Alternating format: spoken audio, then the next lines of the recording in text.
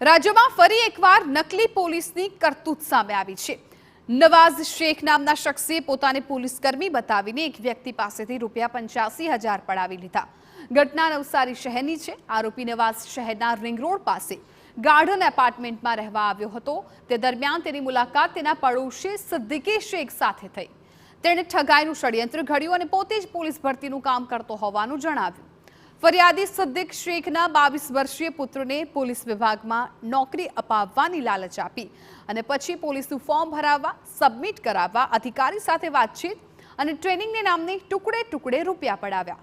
ત્યારબાદ તેના પુત્રના નામે પોલીસ ભરતીનો ખોટો કોલ લેટર પણ પકડાવી દીધો અને વધુ પૈસાની માંગણી કરી। જો કે સિદ્દીક શેખને શંકા જતા નવસારી ટાઉન પોલીસમાં જઈને કોલ લેટરની ખરાઈ કરાવી ત્યારે સમગ્ર કૌભાંડ ખુલ્લું પડ્યું। જે બાદ પોલીસમાં ફરિયાદ થતા આરોપી નવાઝ શેખની ધરપકડ કરી લેવામાં આવી। આરોપીએ અગાઉ પણ સુરતના સલાબતપુરા, કડોદરા અને પલસાણામાં 3 લોકોને છેતર્યા હોવાનું ખુલ્યું છે।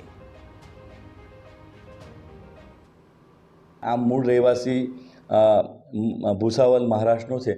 એ પોતે પોતાની ઓળખ પોલીસ તરીકે આપીને હું પોલીસમાં નોકરી કરું છું અને તમને પોલીસમાં તમારા છોકરાને નોકરીએ લગાડી દઈશ પોલીસમાં, એ રીતે ભરતીનું કામ કરું છું એવી ખોટી હકીકત જણાવી ફરિયાદીના દીકરાને જાફરને પોલીસમાં નોકરી અપાવવાની લાલચ આપી ફરિયાદી પાસેથી ટુકડે ટુકડે ₹85,000 જેટલા રૂપિયા લઈ લીધા હતા।